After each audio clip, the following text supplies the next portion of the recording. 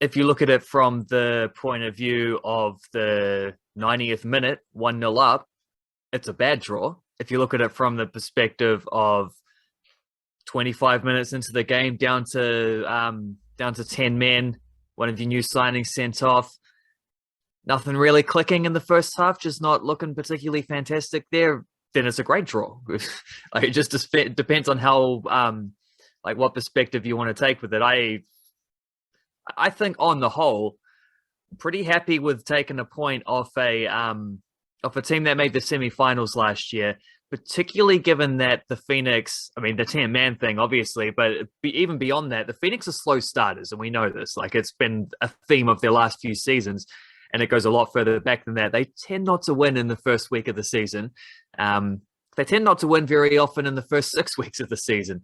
So it's just a point to get on the board, especially with the momentum of what I thought was a really good second half, down to 10 men, but the substitutes made a big difference.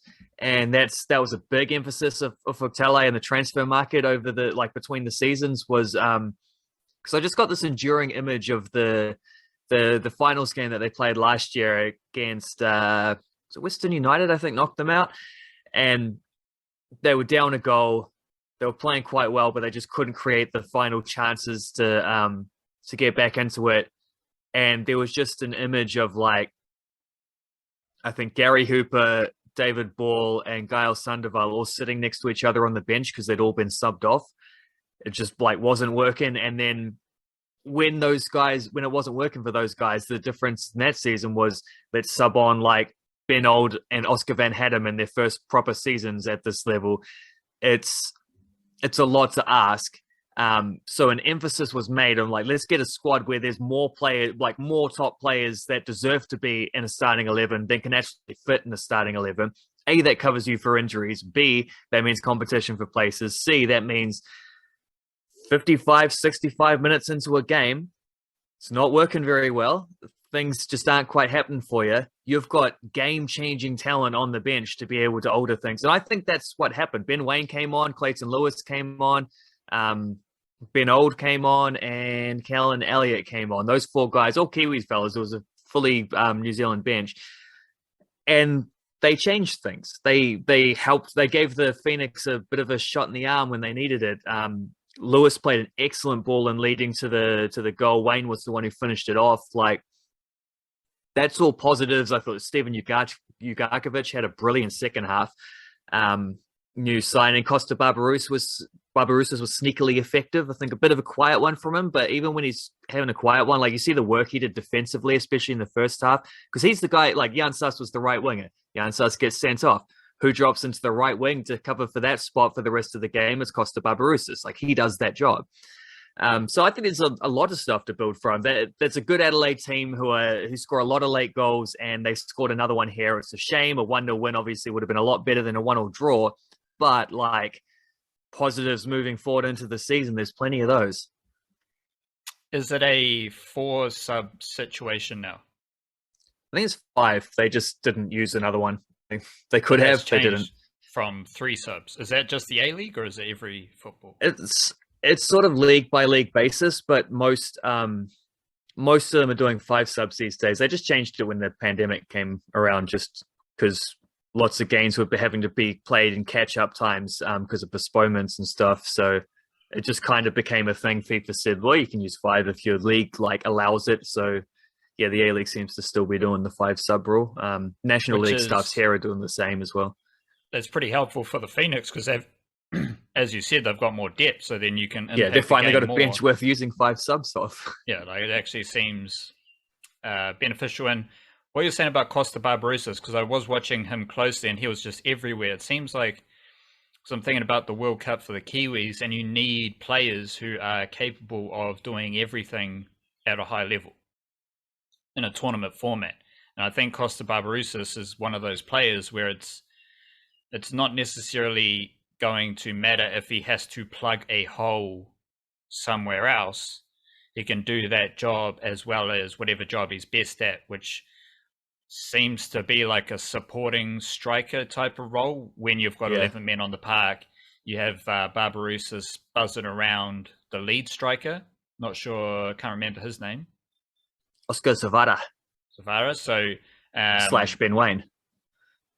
yeah, and then both of those combinations, you can see how those might work well based around the presence of Barbarosas, because Barbarosas can do a bit of everything. So it complements the different styles of the other strikers, because I do imagine Ben Wayne and the other chap are quite different attacking players. Yeah, relatively so. They're probably more similar than different, but as much as anything, the differences isn't so much in that. Like, I think Zavada's a bit better in the air for sure. But they both seem to be good goal scorers, good like hard workers, strong on the ball, and also wanting to facilitate, not just wanting to stand in the 6-yard box and score all the goals. But the biggest difference isn't so much in like the profile of them as a player, but just like Zavada is a experienced European who's played like youth internationals for Poland, I think it is, and just played at a genuinely higher level. Wayne is a full international and he's scored international goals, in fact, or at least one, but also as a 21-year-old local player working his way up through the academy. Like there's like a professional hierarchy there as well. So that's probably the main difference, isn't so much how they play, because you can kind of like one for the other plug and play sort of thing, but different stages of their experience levels in their careers, I think, is the main difference. But like Costa Barbarouses is another 5 years older than Zavada, and has played 50 times, more than 50 times for the All Whites, and has won like I think 4 A-League titles, but he's won them with 3 different clubs as well. So like he's one of those guys who's been everywhere, won everywhere, knows as much as there is to know about the A-League, and that all of like that's just it's I was going to say essential stuff to have in your squad. I don't think it's essential, but it's definitely invaluable if you do have it. One other thought that I've observed is how NRL teams have, like, some NRL teams can have a sin bin improve their defense. Yeah. Like the best teams, because you're going to have a player, like more than likely at 3, 4, 5 times in a season, you're going to have a player in the sin bin with the way the rules are and stuff like that, and what the sin bin is used for, which is all good.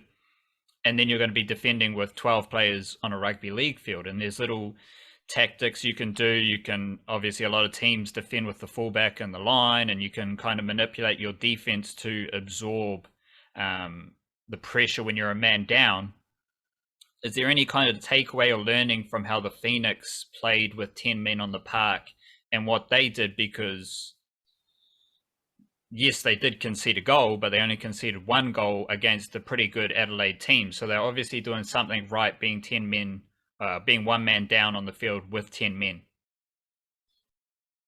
Yeah, I'm just thinking about that. Was it as simple as like just having someone like Barbarouses, who is versatile, who can play multiple positions, just having someone in the like him in the team, so he can just go to that right wing slot where Sass was playing, and you can kind of, because then you're only losing one of your strikers, and but you still need to have someone who knows the system, is experienced and stuff like that, to move into another position and not miss any defensive assignments. So that seems useful, but is there anything else? Well, that is what happened. Is they took a striker in Costa Barbarouses and just slipped him into right midfield. I would say they went a little bit less from the sort of 4-2-2-2 shape that they always play with 2 central midfielders kind of going box to box. Well, not even quite that far, box to a little bit in front of the box, so they can still have that vision and pick passes out wide and stuff. 2 attacking midfielders who tend to drift out to the wings, but they aren't strict wingers. They're like number 10s who just play wider. And then the 2 strikers, which in this case was like big man Zavada and little man Costa. So that like age-old time-tested combination, that the big man and the little man. But yeah, instead of that, they just sort of slipped into a 4-4-1. So the 10s did really become wide midfielders, double up those wide areas, and it Yeah, I mean you still had decent like energy and pace between I think Kraev and Barbarouses on the wide areas so that they could still get forward and support. Probably did sacrifice a little bit in attack due to the 10 men thing. But it was definitely a focus. Like it seemed to be like the defense is the bit that gets taken care of first. So they did drop an attacker down to ensure that their first two lines were nice and stable. And then it was just a matter of doing what you can. Other than that, yeah, you see that a lot. Generally, that's how it goes when a team goes down to 10 is you tighten up at the back first. Like we make sure we don't concede. Because as much as anything, when you're down to 10, you've got an excuse. Like, well, we were down to 10 men for 65 minutes, we didn't have a choice. And I think you see that in the NRL as well. And the reason a lot of teams tighten up when they've got a guy in the sin bin is it's because there's like this, they know there's this, in this case, it's a 10-minute temporary period rather than the whole rest of the game. Like that I guess it's the same when there's a red card there too. But especially the sin bin, like the 10-minute temporary, like fellas, we knuckle down here. We don't we don't concede here. Everyone puts in an extra shift defensively, and maybe that comes at the expense of a little bit more like attacking pizzazz. But that's kind of just the pragmatic way you got to approach that, because you are down a player, so there is going to be an overlap for the other team, and if you are too loose, you will get shredded. And fair play to the Phoenix, I think, for handling that quite well. The other thing about their team is 6 players in the starting 11 were new signings. Wouldn't normally be that much. Like they've bought a bunch of attacking players, so the front 4 were all new signings. Also,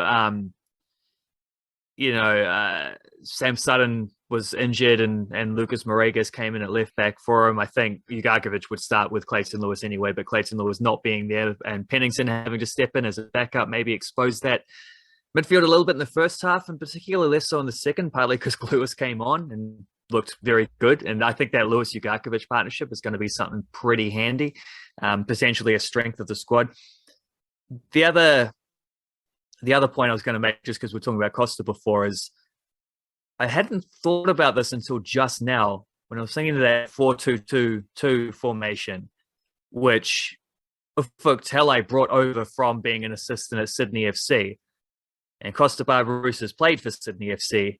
And I can't remember if he played for Sydney FC when Ufuk Talay was there, but there might have been a crossover, because when he signed, the talk was all about like Costa's coming back home kind of thing, like his third stint with the Wellington Knicks. Obviously, that's the headline.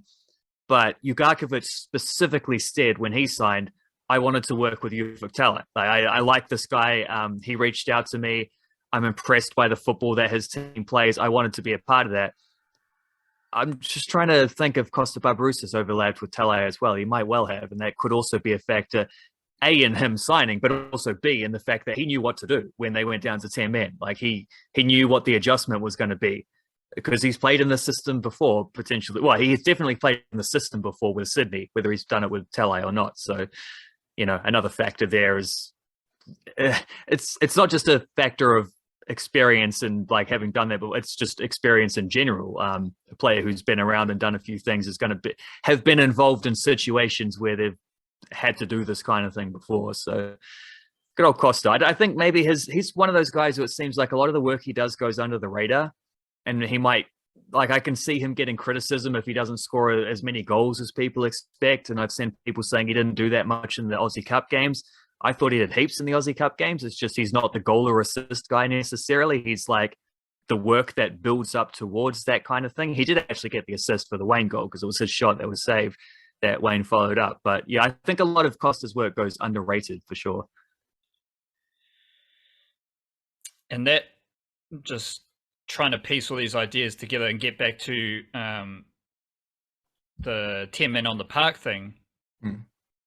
Because I'm thinking like someone like Costa Barbarouses, again, drawing a parallel to the Kiwis. The Kiwis, under Michael Maguire, there's a big defensive emphasis, which I think is a great place to start, because there's not going to be too many good defensive teams at the World Cup. So if you're good defensively, you're going to have a shot at winning the World Cup. And even though these are like all-star teams and people view them as all-star teams, to be a good defensive team, you need to have players who are going to adopt to those defensive roles, which is the same thing with Barbarouses and the Wellington Phoenix, which brings me back to the 10 men idea. I kind of think just being able to execute the system well, because I imagine every football team deals with that situation the same way. You drop back in defense, there's less space between your defensive line and your midfield. You go 4-4-1, you're kind of parking the bus, but you're ready to counterattack. You protect the middle, you don't offer too much space. Like, it just seems like a common sense approach to dealing with being a man down in football. And I think most football teams will have the same plan. But can you execute that plan? And I think that is the learning for me, was that the Wellington Phoenix were able to execute a sound defensive and attacking system with 10 men on the park, which reflects well on the coach. It reflects well on the squad. It reflects well on the system, as opposed to them actually doing something different, something funky to deal with the situation. They just expressed their system in that moment, and it worked out pretty well. And having players like Barbarouses, Ugarkovic, you mentioned Pennington. Happy to see Clayton Lewis and Ugarkovic get some game time. Definitely love a bit of Clayton Lewis around here. So I think that is the main takeaway from being down to 10 men, is that the Wellington Phoenix showed that their system works, as opposed to doing something drastically different, which is pretty encouraging when you're just like, at this stage of the season, to come out in the first game, and you've been practicing this kind of stuff all off season, but you had a game straight off the tip where you have to be defensively solid to get a point, not just to win a game, but to get a point. You're under adversity and you got to execute your system under pressure, and they did that. So I think that is quite encouraging.